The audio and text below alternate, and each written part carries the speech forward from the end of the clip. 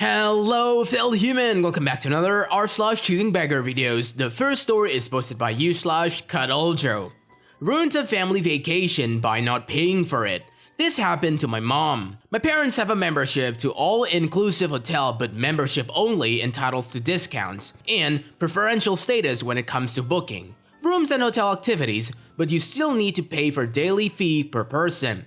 Comes holiday and one of her friends tells mom that she tried to book a few days for her family at the hotel but couldn't get in. Then proceeds to ask if she could use my mom's membership.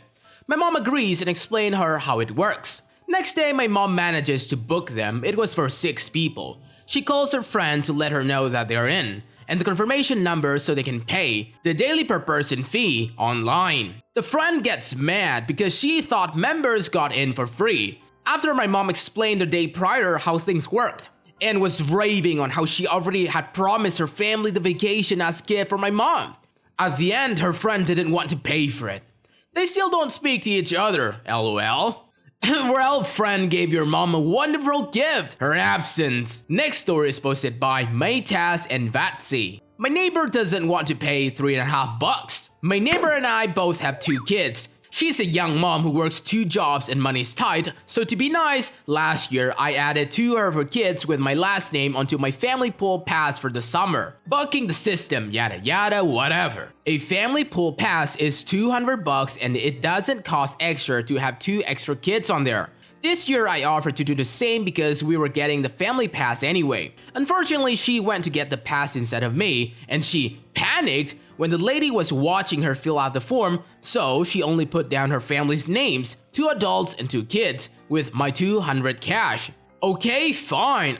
She says when her sitter takes all 4 kids to the pool, she'll just pay the $3.50 for the sitter to get in. Okay, that works. She took all the 4 kids to the pool yesterday. So today, she texts me this. Basically, she's saying that she wants to take her kids to the pool, but doesn't want to pay for the $3.50 for the adult entry. So if I want my kids to go too, I should pay it.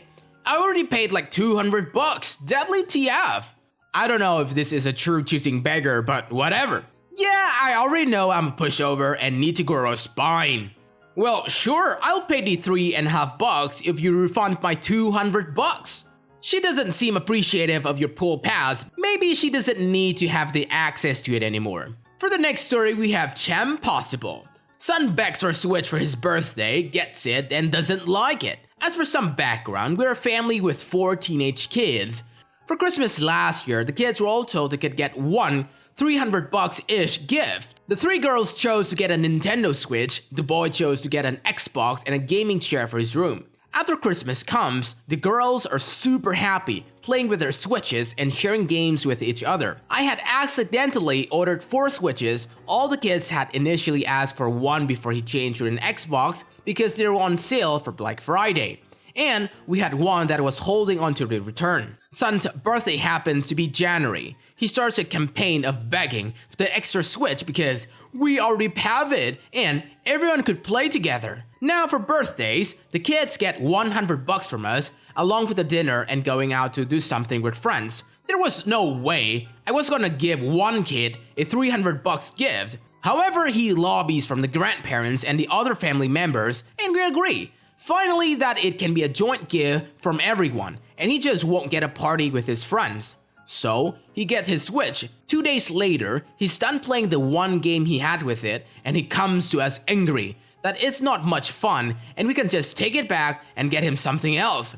We took it back, alright. Guess who ended up with no birthday gifts this year and got his Xbox time cut back to an hour a week? I should also edit to add, the punishment escalated. At first, it was fine, you'll get your original $100 because he wasn't initially a jerk about it. He got nasty, then wanting the value of the Switch, then he lost it completely. After he kept going after that, he lost the Xbox privileges.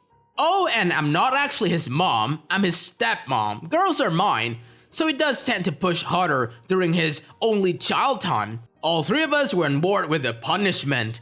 You did right. Ungratefulness is not a good trait to carry into adulthood. Moving on to the story by Trick Mind. Choosy beggars at McDonald's. My little one wanted to play in the playland at McDonald's. I'm sitting in the booth having a coffee while he played with his red-eyed beggar comes up to me, kind of intimidating me because he corners me in the booth and he says, "Please miss, I'm really hungry." I start fishing around for some change in my wallet. I had a bunch of 20 bucks notes in there because every week a woman comes to take my son out for 5 hours as he has autism and she's a respite care worker. That money was in my wallet to pay her. So he sees all the cash and says, "Notes, don't give me change." I'm not trying to bash the beggars in general with his story, but his behavior sucked. Wow, this is an actual definition of a choosy beggar. So the next story is posted by I'm allergic to fish.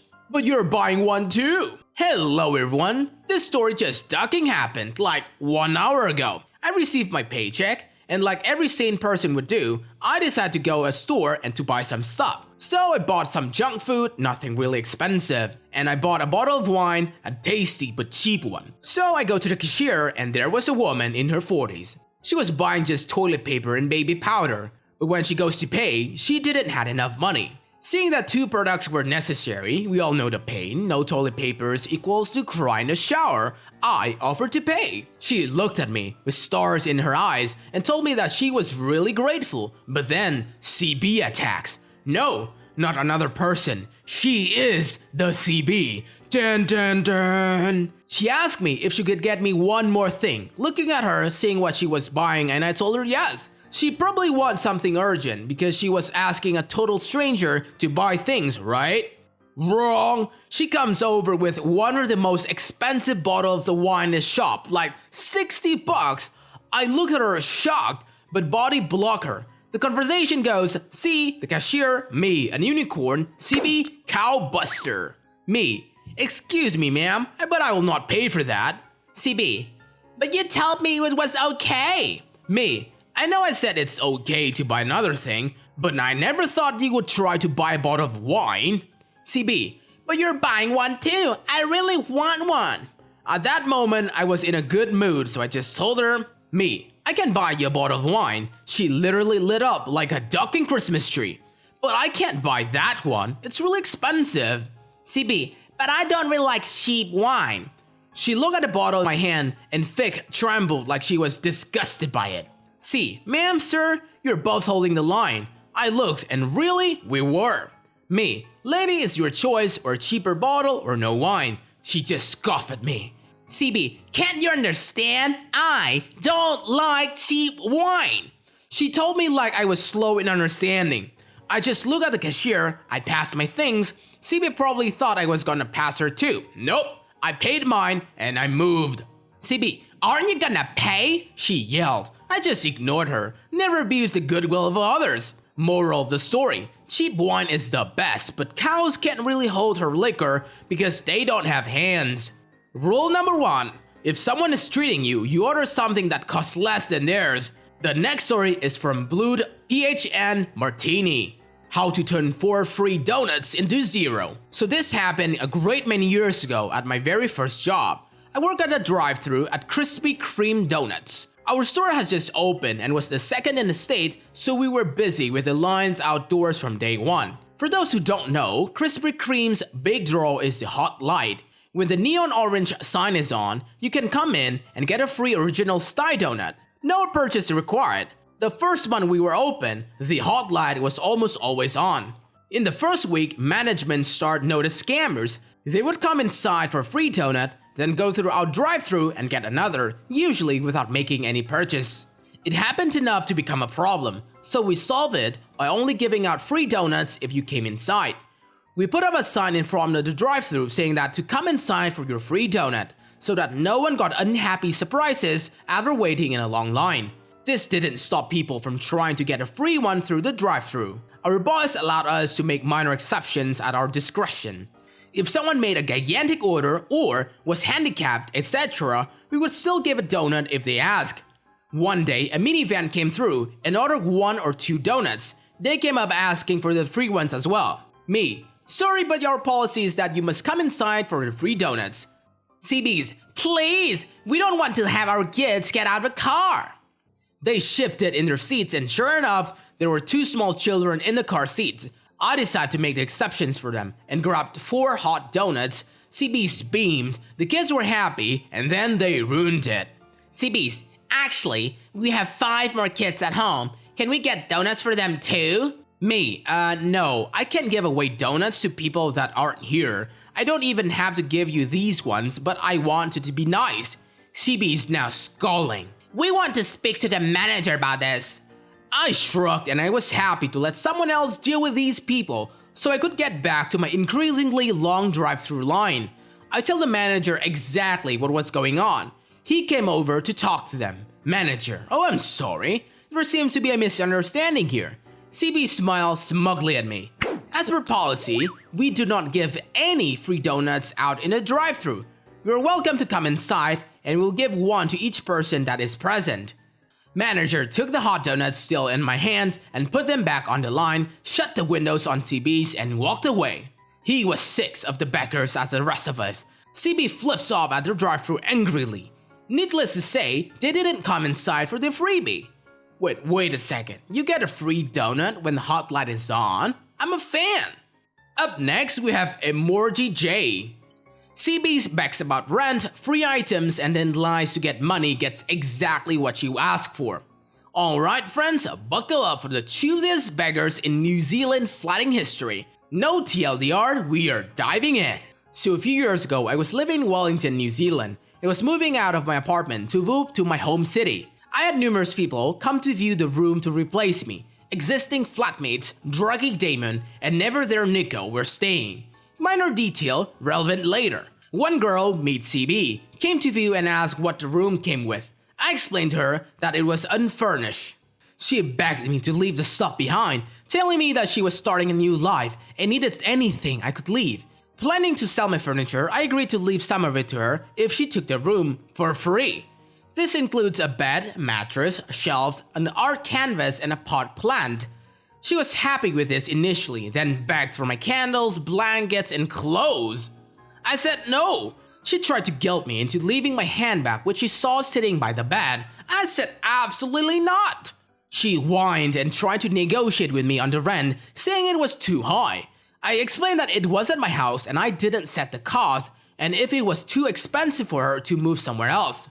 She decided to take the room but complained about having to wait until I moved out because she wanted to move in that same weekend. I agreed and let her move in so that I could find someone before I left the city, and she didn't have to pay the rent until the following Wednesday, so 5 days rent free, while I slept in my car. Wednesday was my final day in Wellington. CB complained because she wanted a whole week of rent free. I explained that we pay rent in advance and she was already getting 5 days free, which I had paid for to sleep in my car.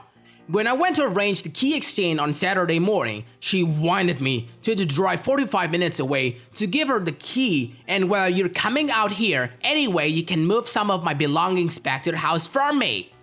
I said no, and said I would hide the keys on the property, plus I had all of my belongings in my car.